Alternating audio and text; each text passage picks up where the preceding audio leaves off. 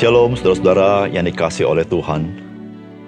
Ketika kita membaca firman Allah sebagai orang percaya, maka kita tahu firman Allah adalah berkat dalam hidup kita.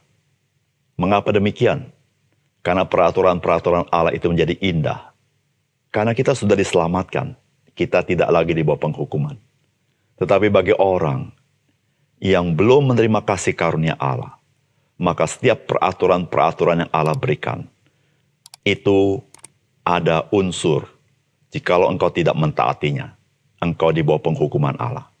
Oleh karena itu, saudara yang kasih dalam Tuhan, marilah kita hidup di bawah kasih karunia ketika kita beriman kepada Yesus Kristus, sehingga firman Allah itu menjadi pelita bagi kaki kita dan terang bagi jalan kita. Salam jumpa dalam program Tuhan adalah Gembalaku.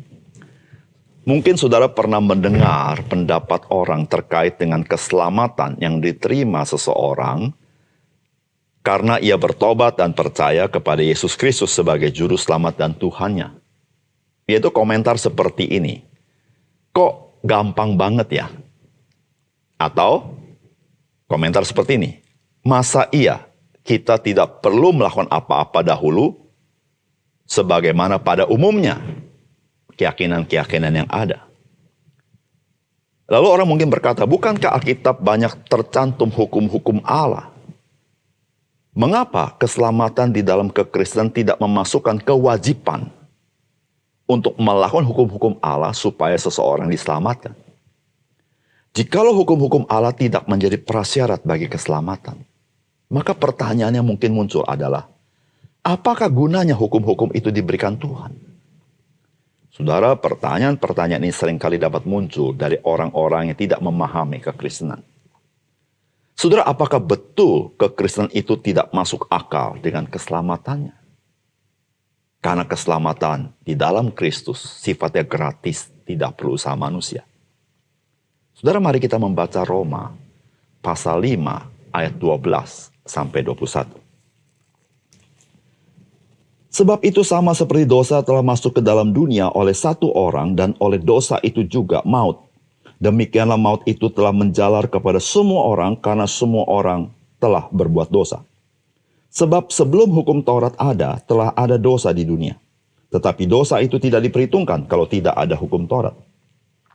Sungguh pun demikian maut telah berkuasa dari zaman Adam sampai kepada zaman Musa, juga atas mereka yang tidak berbuat dosa dengan cara yang sama, seperti yang telah dibuat oleh Adam, yang adalah gambaran Dia yang akan datang. Tetapi karunia Allah tidaklah sama dengan pelanggaran Adam, sebab karena pelanggaran satu orang, semua orang telah jatuh di dalam kuasa maut, jauh lebih besar lagi kasih karunia Allah dan karunia-Nya yang dilimpahkannya atas semua orang karena satu orang, yaitu Yesus Kristus. Dan kasih karunia tidak berimbangan dengan dosa satu orang. Sebab penghakiman atas satu pelanggaran itu telah mengakibatkan penghukuman. Tetapi penganugerahan karunia atas banyak pelanggaran itu mengakibatkan pembenaran. Sebab jika dosa satu orang maut telah berkuasa oleh satu orang itu, maka lebih benar lagi mereka yang telah menerima kelimpahan kasih karunia dan anugerah kebenaran akan hidup dan berkuasa oleh karena satu orang itu, yaitu Yesus Kristus. Sebab itu, sama seperti oleh satu pelanggaran semua orang beroleh penghukuman, demikian pula oleh satu perbuatan kebenaran semua orang beroleh pembenaran untuk hidup. Jadi sama seperti oleh ketidaktaatan satu orang semua orang telah menjadi orang berdosa, demikian pula oleh ketaatan satu orang semua orang menjadi orang benar. Tetapi hukum Taurat ditambahkan supaya pelanggaran menjadi semakin banyak. Dan di mana dosa bertambah banyak, di sana kasih karunia menjadi berlimpah-limpah. Supaya sama seperti dosa berkuasa dalam alam maut, demikian kasih karunia akan berkuasa oleh kebenaran untuk hidup yang kekal oleh Yesus Kristus Tuhan kita. Saudara yang dikasihi oleh Tuhan, bagian firman Tuhan ini ingin menjelaskan kepada kita, mengapakah ukuran keselamatan bukan berdasarkan hukum Taurat, tetapi berdasarkan kasih karunia Allah. Saudara, apakah kasih karunia Allah yang Allah berikan supaya manusia diselamatkan, lepas daripada hukum Taurat, merupakan sesuatu yang memang punya dasar. Sehingga manusia bukan lagi harus hidup untuk dibenarkan dengan melakukan hukum Taurat. Tetapi manusia harus percaya kepada Yesus Kristus. Karena melalui Yesus Kristus, manusia mendapat kasih karunia Allah. Sehingga manusia boleh dibenarkan di hadapan Allah. Sehingga manusia boleh hidup saleh sesuai dengan firman Allah. Saudara, apakah pesan firman Tuhan dari bagian yang kita baca ini? Yang pertama, saudara, firman Tuhan hari ini mau mengatakan tanpa hukum Taurat, seluruh manusia telah berada di bawah kuasa dosa. Seluruh manusia mengalami maut karena pelanggaran satu orang saja, yaitu Adam. Saudara, firman Tuhan berkata, sebab itu sama seperti dosa telah masuk ke dalam dunia oleh satu orang, dan oleh dosa itu juga maut, demikianlah maut itu telah menjalar kepada semua orang karena semua orang telah berbuat dosa. Saudara, kita perlu sadar dan tahu bahwa dari zaman Adam sampai masa Musa mengawali, saudara, belum ada hukum Taurat. Jikalau tidak ada hukum, maka tidak ada pelanggaran, saudara. Tapi saudara, sejak zaman Adam sampai Musa, saudara, orang-orang hidup pada zaman itu mengalami maut. Saudara, Tuhan berkata kepada Adam, jikalau engkau memakan buah pengetahuan baik dan buruk, engkau akan mati. Saudara, ketika Adam melanggar perintah Allah yang Allah berikan ini, Adam telah berdosa kepada Tuhan. Dan ketika Adam berdosa, saudara, kita harus mengerti kata Adam berarti manusia. Maka saudara, ketika Adam yang adalah manusia berdosa, maka Adam, dia sudah menjadi perwakilan manusia, seluruh manusia. Maka Adam mengalami kematian. Dan seluruh keturunan Adam sampai Musa, meskipun tidak ada hukum Taurat, semua orang-orang ini mengalami kematian. Saudara, kematian yang dialami pada zaman Adam sampai Musa memberitakan satu hal. Bahwa seluruh manusia sudah berdosa. Karena Adam. Karena Adam adalah manusia, maka seluruh manusia di hadapan Allah sudah berdosa. Oleh karena itu, saudara, meskipun tidak ada hukum Taurat, manusia sudah berdosa. Sehingga saudara, Alkitab memberitakan kepada kita, tanpa hukum Taurat, seluruh manusia sudah berada di bawah kuasa dosa. Dan seluruh manusia sudah berada di dalam kuasa maut. Saudara, hal itu bukan karena hukum Taurat. Tetapi karena Adam telah melanggar satu perintah Allah. Supaya dia tidak memakan buah pengetahuan baik dan buruk. Sehingga Adam yang tidak taat mengakibatkan seluruh manusia di hadapan Tuhan adalah orang-orang berdosa. Oleh karena itu, saudara yang kasih dalam Tuhan, dalam hidup kita, kita sangat menyadari ketika kita berjumpa dengan peraturan, maka seringkali orang berkata, peraturan dibuat untuk dilanggar. Saudara, sebetulnya maksudnya bukan demikian, bukan? Tapi orang seringkali melihat ketika ada peraturan, maka seringkali dilanggar. Saudara, pertanyaannya adalah, sebetulnya kalau peraturan tidak ada, apakah orang tidak melanggar peraturan itu yang belum ada?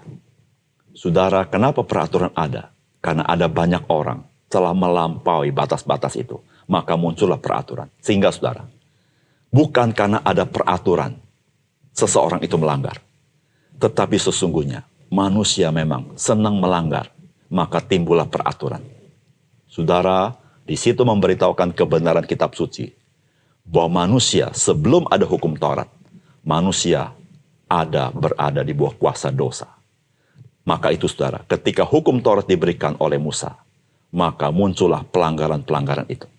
Saudara, sesungguhnya pelanggaran-pelanggaran itu mengekspresikan manusia sudah berada di bawah kuasa dosa. Dan saudara, ketika manusia berada di bawah kuasa dosa, saudara, hukum Taurat belum diberikan. Tanpa hukum Taurat, seluruh manusia sudah menjadi orang berdosa dan telah menerima kuasa maut di dalam dirinya. Yang kedua, saudara, Saudara, Alkitab memberitahukan kepada kita, tanpa hukum Taurat, seluruh manusia berdosa yang percaya dibenarkan dan menerima hidup yang kelimpahan karena ketaatan Yesus Kristus. Saudara, firman Tuhan berkata, tetapi karunia Allah tidaklah sama dengan pelanggaran Adam. Sebab jika karena pelanggaran satu orang, semua orang telah jatuh di dalam kuasa maut. Jauh lebih besar lagi kasih karunia Allah dan karunia-Nya yang dilimpahkannya atas semua orang karena satu orang, yaitu Yesus Kristus. Dan kasih karunia tidak berimbang dengan dosa satu orang. Sebab penghakiman atas satu pelanggaran itu telah mengakibatkan hukuman. Tetapi penganugerahan karunia atas banyak pelanggaran itu mengakibatkan pembenaran. Sebab jika oleh dosa satu orang, maut telah berkuasa oleh satu orang itu, maka lebih benar lagi mereka yang telah menerima kelimpahan kasih karunia dan anugerah kebenaran akan hidup dan berkuasa oleh karena satu orang itu, yaitu Yesus Kristus. Sebab itu, sama seperti oleh satu pelanggaran semua orang beroleh penghukuman, demikian pula oleh satu perbuatan kebenaran, semua orang beroleh pembenaran untuk hidup. Saudara yang dikasihi oleh Tuhan, saudara, Alkitab hari ini memberitahukan kepada kita, tanpa hukum Taurat. Maksudnya, tanpa perlu orang itu menggenapi seluruh aturan hukum Taurat. Maka manusia berdosa ketika dia percaya kepada Yesus Kristus. Maka dia dibenarkan dan menerima hidup yang kekal itu. Saudara yang kasih dalam Tuhan, sebagaimana manusia seluruh berdosa tanpa hukum Taurat.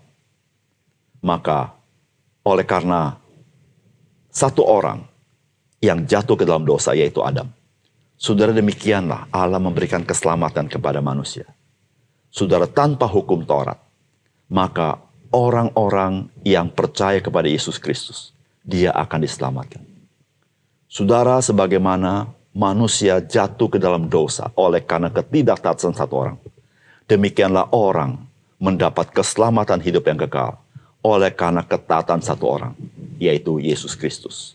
Saudara yang kasih dalam Tuhan, pelanggaran Adam tidak dapat dibandingkan dengan kasih karunia dalam Yesus Kristus. Karena satu pelanggaran Adam membuat orang berbuat dosa semuanya. Semua orang jadi berdosa. Tetapi saudara, di dalam ketaatan Yesus Kristus satu orang, kasih karunia Tuhan ini, itu diberikan kepada orang-orang yang telah berbuat dosa berkali-kali. Begitu banyak dosa. Dan saudara, kasih karunia ini cukup untuk mengampuni dosa yang begitu banyak yang dibuat oleh manusia. Saudara, ketika Allah memberikan hukum Taurat, maka Allah menyatakan kepada manusia bahwa sesungguhnya manusia itu berkelimpahan di dalam dosa-dosa mereka. Di situ, saudara yang kasih dalam Tuhan, ketika kita menyadari manusia begitu berkelimpahan dalam melanggar Taurat Tuhan, di situ kita melihat betapa kayanya kasih karunia Tuhan dalam Yesus Kristus kepada kita. Di situ kita berkata, ya Tuhan, tanpa kasih karuniamu, sesungguhnya Engkau Allah yang adil. Kami pasti binasa. Kami pasti dihukum. Kami tidak sanggup untuk membenarkan diri kami sendiri. Karena memang kenyataannya, kami adalah pemberontak-pemberontak di hadapan Tuhan. Saudara yang kasih dalam Tuhan, sebagaimana tanpa hukum Taurat, seluruh manusia sudah berada di bawah kuasa dosa. Maka saudara, keselamatan dan hidup yang kekal Allah berikan di dalam Yesus Kristus tanpa hukum Taurat. Tetapi itu adalah kasih karunia. Karena ketaatan Yesus Kristus, maka orang yang percaya kepada Yesus, dia dibenarkan oleh Allah. Oleh karena itu, saudara yang kasih dalam Tuhan, ketika seseorang percaya Yesus, maka dia menerima keselamatan yang utuh. Bukanlah sesuatu yang tidak masuk akal. Tetapi saudara, itulah kasih karunia Tuhan kepada manusia. Dan saudara, disitulah kita bersyukur kepada Tuhan. Kita adalah orang-orang yang sebetulnya di bawah kuasa dosa. Tetapi Tuhan dengan kuasa kasih karunia-Nya menyelamatkan kita di dalam Yesus Kristus. Mari kita berdoa. Bapa surga, terima kasih untuk kebenaran firman-Mu. Biar Engkau memberkati firman-Mu, mencelikkan mata rohani kami mengerti di mana posisi hukum Taurat dalam hidup manusia dan di mana kasih karunia Allah yang sesungguhnya kami butuhkan. Ya Tuhan, biarlah melalui renungan hari ini, sekali lagi kami bersyukur. Tuhan, Engkau berbuat sesuatu yang melampaui akal budi kami. Bahkan Engkau memberikan yang terbaik, yaitu Yesus Kristus di dalam hidup kami. Terima kasih Tuhan, dalam nama Tuhan Yesus kami berdoa. Amin.